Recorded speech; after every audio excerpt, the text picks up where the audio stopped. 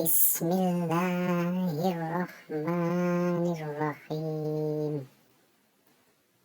تبت يدا أبي لهب وتب، ما أغنى عنه ماله وما كسب، سيصلى نارا ذات لهب وامرأته حمالة الحطب، في جيدها حبل من مسد.